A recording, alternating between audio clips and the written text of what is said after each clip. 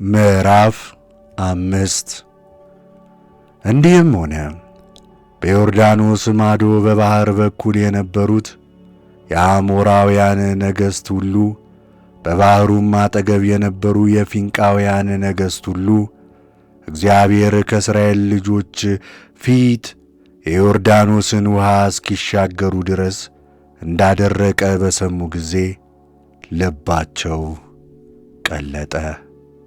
ከእስራኤልም ልጆች የተነሣ አእምሮአቸውን ሳቱ። የእስራኤል ልጆች በጌልጌላ እንደ ተገረዙ። በዚያን ጊዜም እግዚአብሔር ኢያሱን ከሻፎ ድንጋይ የባልጩት መቅረጫ ሰርተህ የእስራኤልን ልጆች ዳግመኛ ግረዛቸው አለው። ኢያሱም የባልጩት መቅረጫ ሰርቶ የግርዛት ኮረብታ በተባለ ስፍራ የእስራኤልን ልጆች ገረዘ። ኢያሱ ሕዝቡን ሁሉ የገረዘበት ምክንያት ይህ ነው። ከግብፅ የወጡ ወንዶች ተዋጊዎች ሁሉ ከግብፅ ከወጡ በኋላ በመንገድ ላይ በምድረ በዳ ሞቱ። የወጡትም ወንዶች ሁሉ ተገርዘው ነበር። ነገር ግን ከግብፅ ከወጡ በኋላ በመንገድ በምድረ በዳ የተወለዱ ሕዝብ ሁሉ አልተገረዙም ነበርና ኢያሱ እነዚህን ሁሉ ገረዛቸው። እግዚአብሔርም ወተትና ማር የምታፈስሰውን ምድር ለእኛ ይሰጠን ዘንድ ለአባቶቻችን የማለላቸውን ምድር እንደ ማሳያቸው የማለባቸውን ከግብፅ የወጡ የእግዚአብሔርን ቃል ያልሰሙ እነዚያ ተዋጊዎች ሁሉ እስኪጠፉ ድረስ የእስራኤል ልጆች 40 ዓመት በመድበራ ምድረ በዳ ይዞሩ ነበር። ልጆቻቸውን በእነርሱ ፋንታ አስነሣ። እነዚህንም ኢያሱ ገረዛቸው፣ በመንገድ ስለተወለዱ አልተገረዙም ነበርና። በተገረዙም ጊዜ እስኪድኑ ድረስ በሰፈር ውስጥ ተቀመጡ።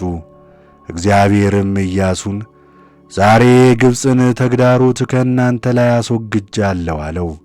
ስለዚህ የዚያ ስፍራ ስም እስከ ዛሬ ድረስ ጌልጌላ ተብሎም ተጠራ። የእስራኤልም ልጆች በጌልጌላ ሰፈሩ።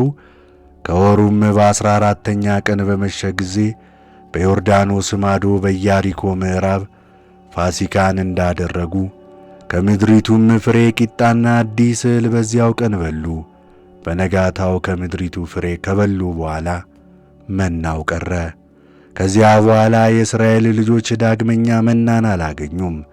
በዚያው ዓመት የፊኒቆንን ምድር ፍሬ ሰበሰቡ። ኢያሱና ባለ ሰይፉ ሰው። እንዲህም ሆነ ኢያሱ በኢያሪኮ አጠገብ ሳለ ዓይኑን አንስቶ ተመለከተ።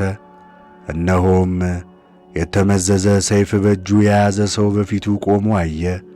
ኢያሱም ወደ እርሱ ቀርቦ ከእኛ ወገን ወይስ ከጠላት ወገን ነህ አለው። እርሱም እኔ የእግዚአብሔር ሠራዊት አለቃ ነኝ፣ አሁንም ወደ አንተ መጥቻለሁ አለው።